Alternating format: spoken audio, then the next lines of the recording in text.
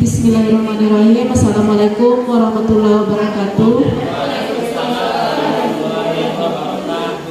Ya, sebelumnya terima kasih kepada Bapak Ibu Majelis Guru dan Tata-Usaha yang sudah berkesempatan meluangkan waktunya untuk saya melakukan pengimbasan modul 1 tentang budaya positif di lingkungan sekolah, kelas dan sekolah.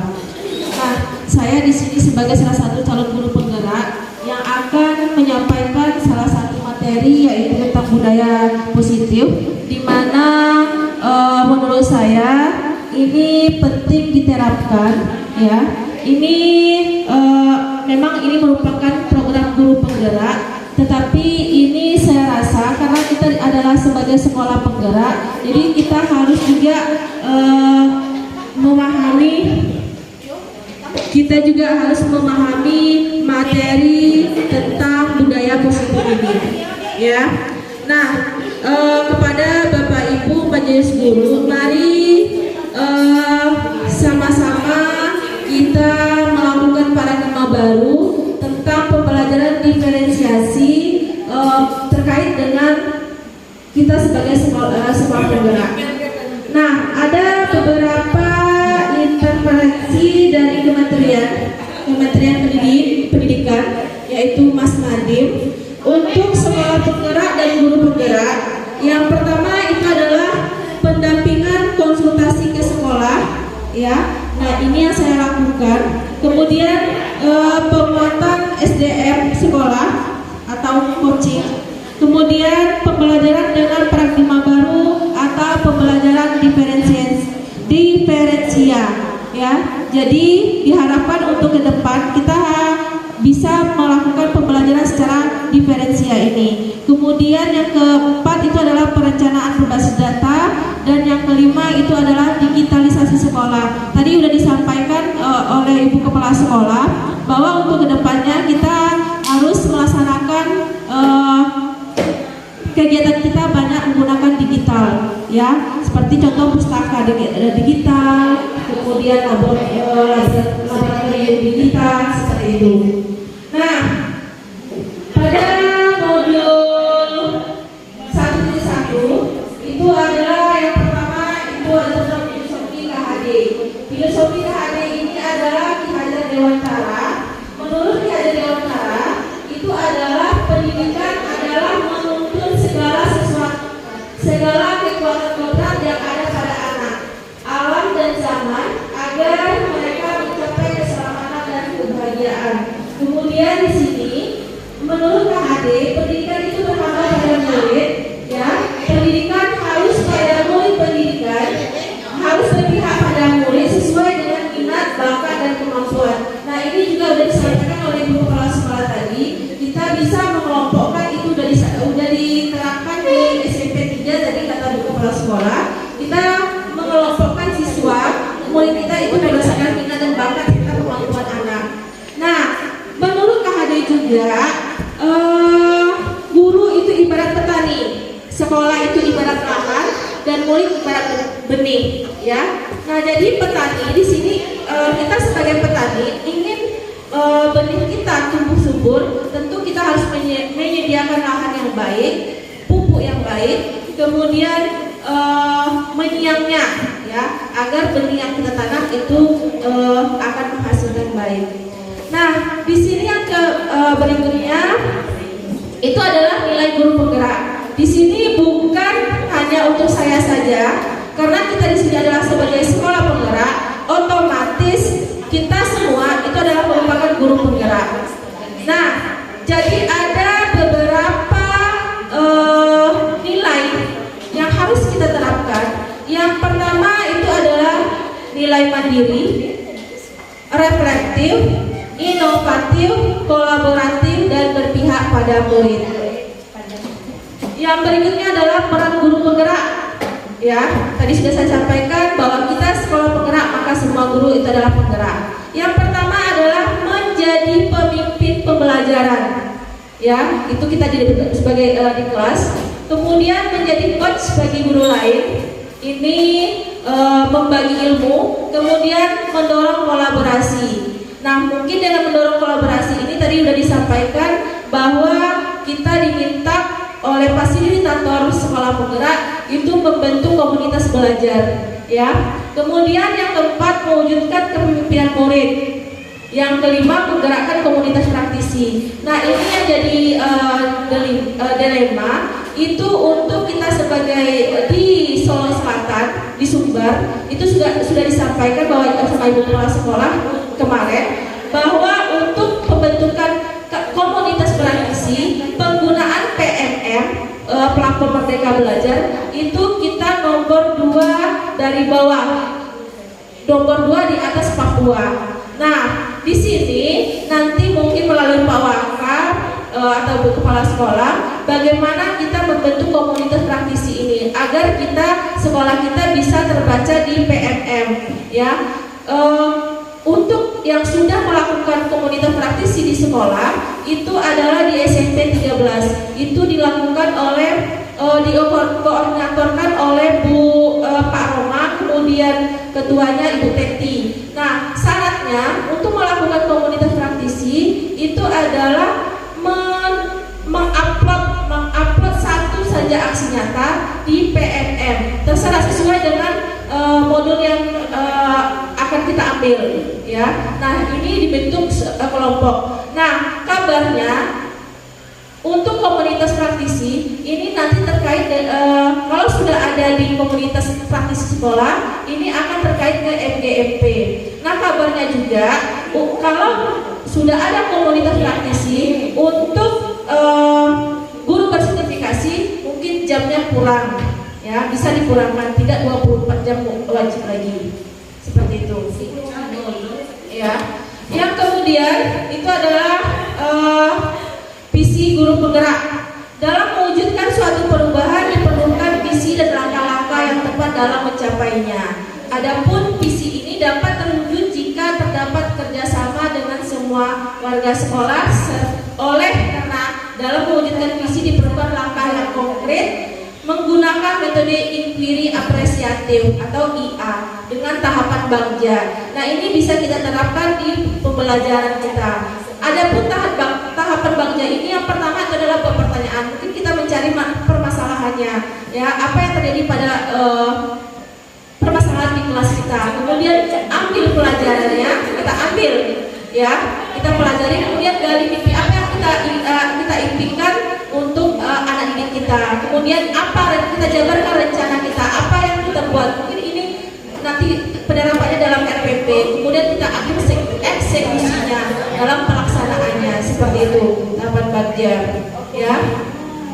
Nah, ini yang sebenarnya yang akan saya sampaikan itu adalah tentang budaya positif.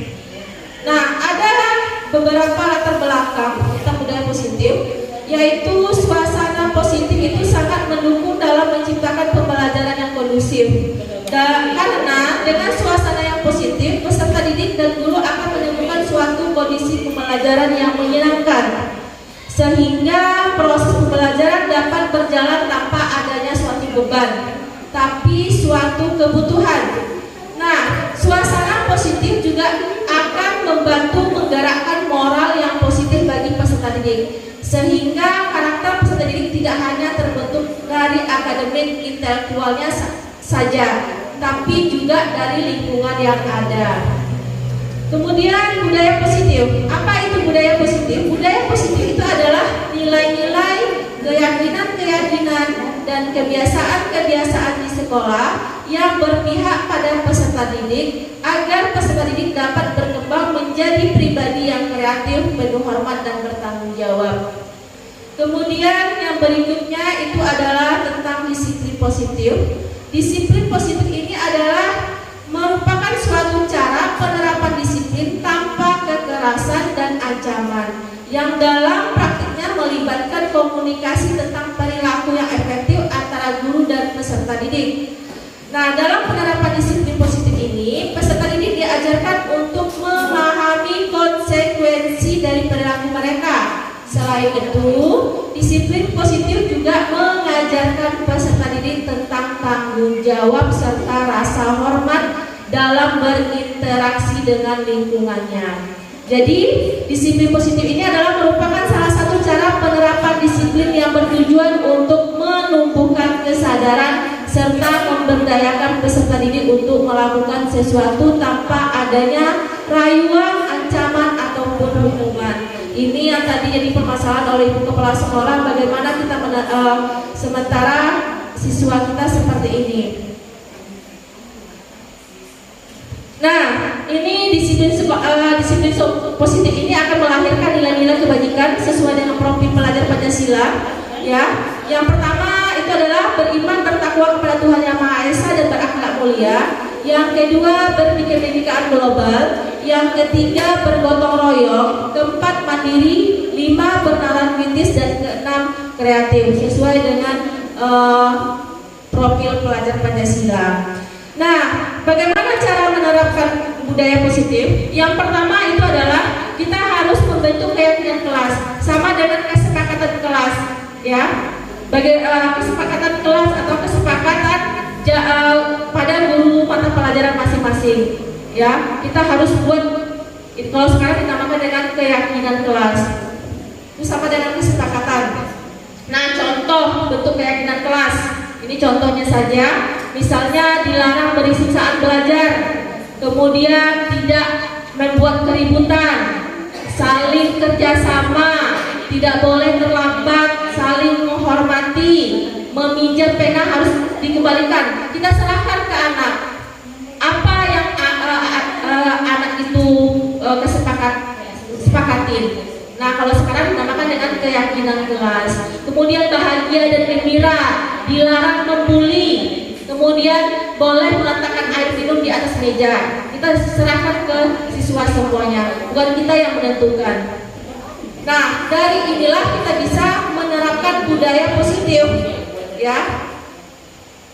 Nah, untuk budaya positif ada 5 kebutuhan dasar manusia. Yang pertama itu adalah kebutuhan bertahan hidup, kemudian kasih sayang, rasa diterima, penguasaan, kebebasan dan kesenangan.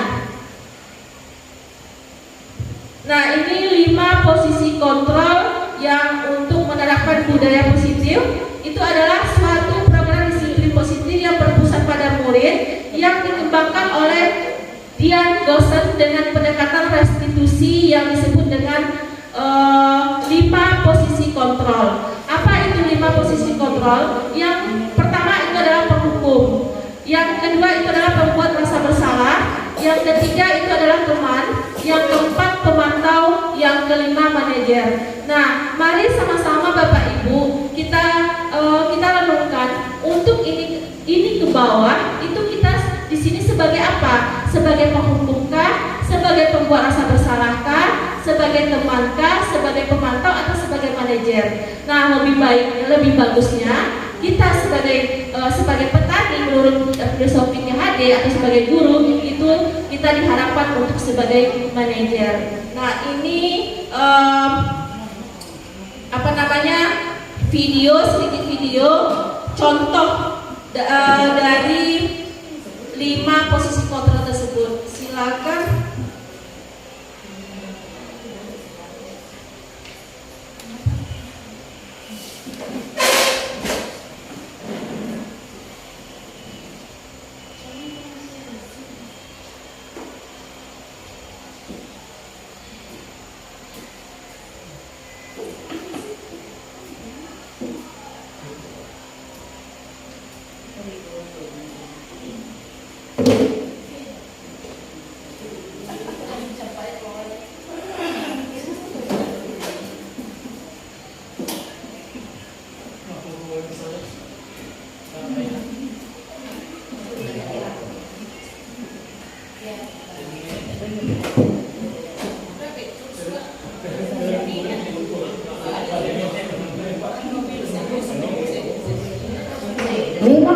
kontrol dalam restitusi adalah proses perjalanan seorang pendidik agar dapat mengenali dirinya.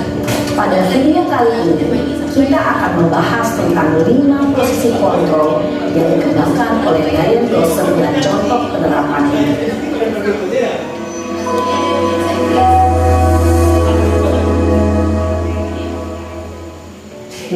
posisi kontrol itu adalah: 1. Posisi penghukum. 2. Posisi pembuat merasa bersalah. 3. Posisi teman. 4. Posisi pemantau atau monitor. Dan 5. Posisi manajer. Untuk lebih memahami kelima posisi tersebut, mari kita saksikan kasus Naren yang terlambat hadir 20 menit di sekolah dan melihat bagaimana kelima posisi kontrol dalam menghadapi masalah tersebut.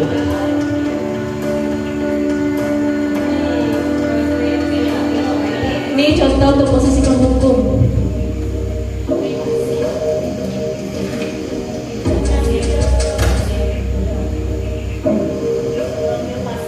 Naren, sini kamu. Selamat pagi, Bu. Selalu terlambat.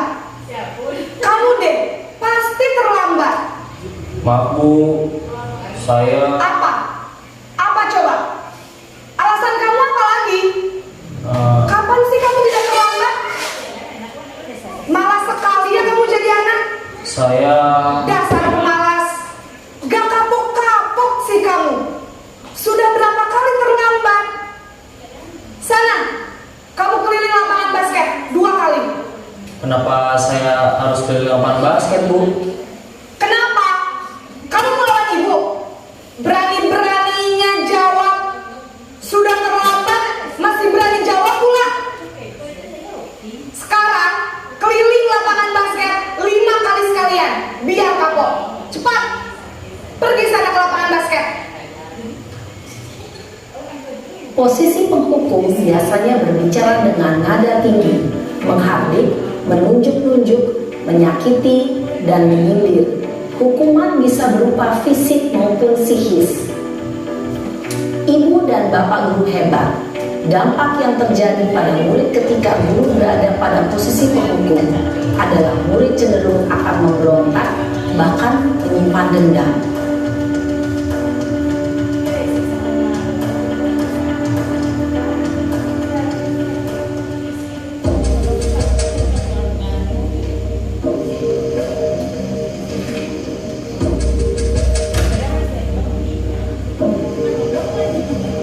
Naren,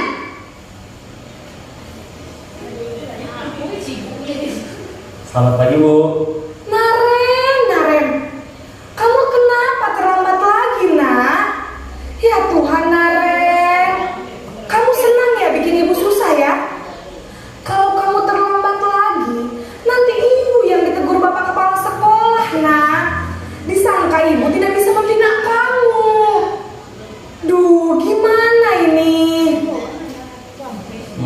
Maaf, Bu. Duh, Gusti Naren, kamu suka ya kalau ibu ditegur bapak kepala sekolah? Terus, sekarang ibu harus tulis apa ini di buku absen? Ini kamu sudah sering terlambat loh. Ibu harus apa coba? Maaf, Bu. Maaf sekali. Ya sudah, lain kali jangan bikin ibu susah lagi ya nak ya. Ibu tidak akan kuat lagi kalau kamu begini terus. Bisa jantungan kalau ibu ditegur bapak kepala sekolah. Sana cepat ke kelas. Maaf ya, Bu. Maaf sekali. Posisi pembuat rasa bersalah berbicara dengan nada tenang, cenderung lembut.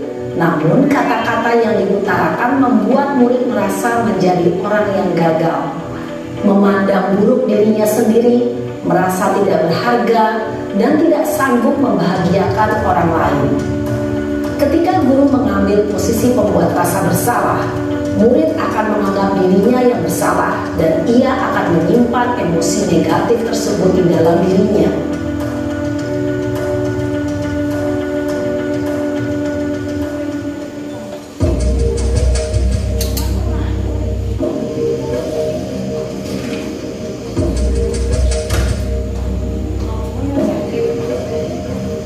Naren,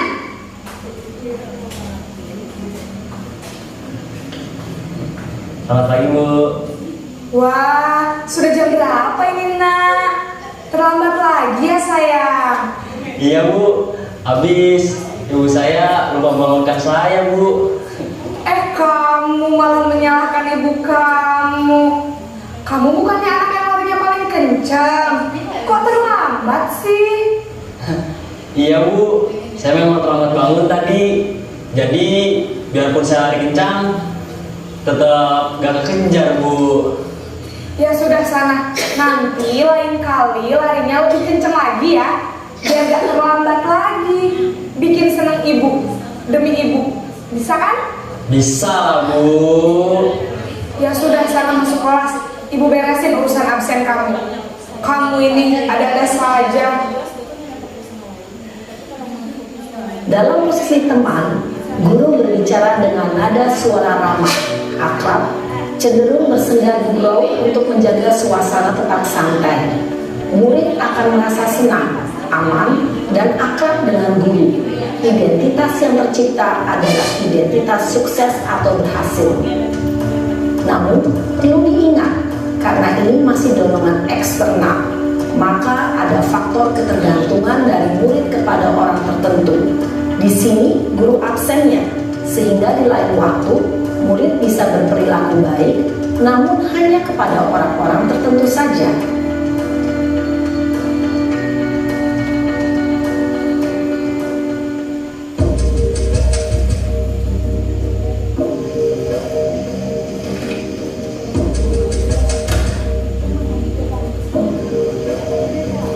Naren!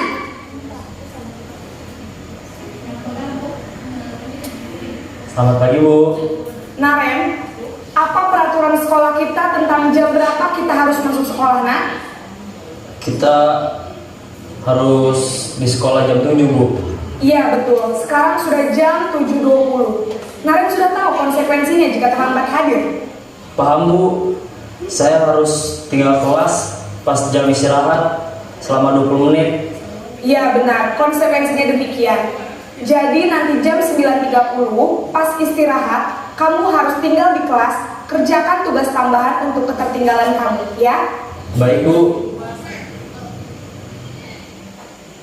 Posisi pemantau mengandalkan penghitungan atau data untuk mengontrol murid. Guru mengarahkan murid berdasarkan peraturan dan konsekuensi. Seorang pemantau menunjukkan bahasa tubuh dan ekspresi wajah yang datar dan cenderung formal.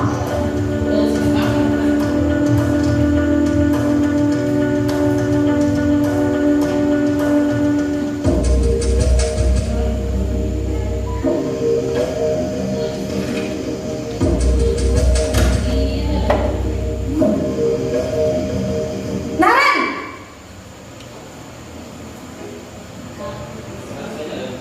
Selamat pagi, Bu.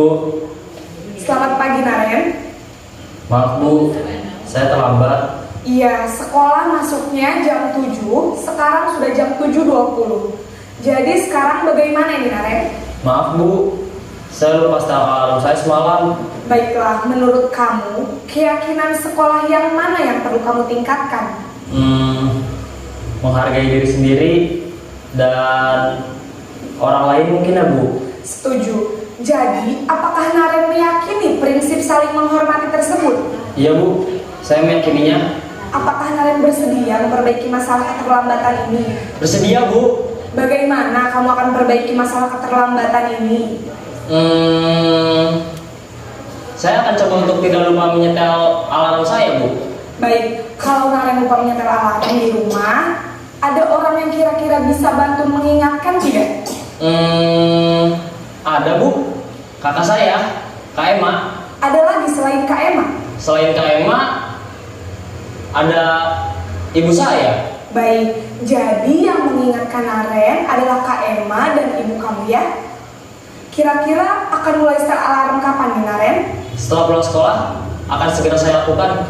Baik, jadi Naren akan setel alarm untuk bangun besok pagi dan akan diingatkan oleh kakak dan ibunda Naren, ya. Ada lagi yang mungkin perlu dilakukan, Naren, agar tidak terlambat bangun lagi? Tidak ada, Bu. Baik, Naren, terima kasih untuk kerjasama kamu. Sekarang kamu perlu kembali ke kelas untuk belajar. Baik, Bu. Terima kasih. Posisi manajer adalah posisi kontrol yang disarankan untuk membimbing murid memiliki sikap disiplin yang positif, yaitu murid yang mandiri, bertanggung jawab, dan dapat memecahkan masalah. Tujuan dari posisi ini adalah agar murid dapat berefleksi atas tindakannya. Guru akan dengan tulus memberikan pertanyaan-pertanyaan bermakna, sehingga membuat murid dapat belajar dari kesalahannya dan mencari sebuah solusi untuk menyelesaikannya. Ibu dan bapak guru hebat, setelah mengamati adegan kelima posisi kontrol tadi, kira-kira posisi mana yang paling ideal?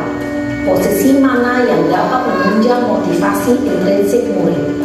Ya, tentu posisi manajer. Posisi ini memang posisi ideal yang ingin dituju setiap pendidik.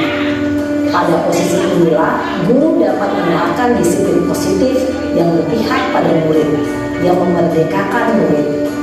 Perjalanan seorang pendidik tentunya tidak mudah untuk sampai pada posisi seorang manajer. Namun, tujuan kita pasti, yaitu menciptakan murid-murid yang mandiri, merdeka, dan bertanggung jawab. Semoga penggambaran 5 posisi kontrol yang telah diperlihatkan ini dapat menjadi ajang refleksi bagi kita semua, agar dapat terus mengasah dan menerapkan disiplin positif yang memerdekakan murid. Mari terus berlatih dan bersemangat. Selamat menerapkan. Salam dan bahagia Ibu dan Bapak Guru hebat.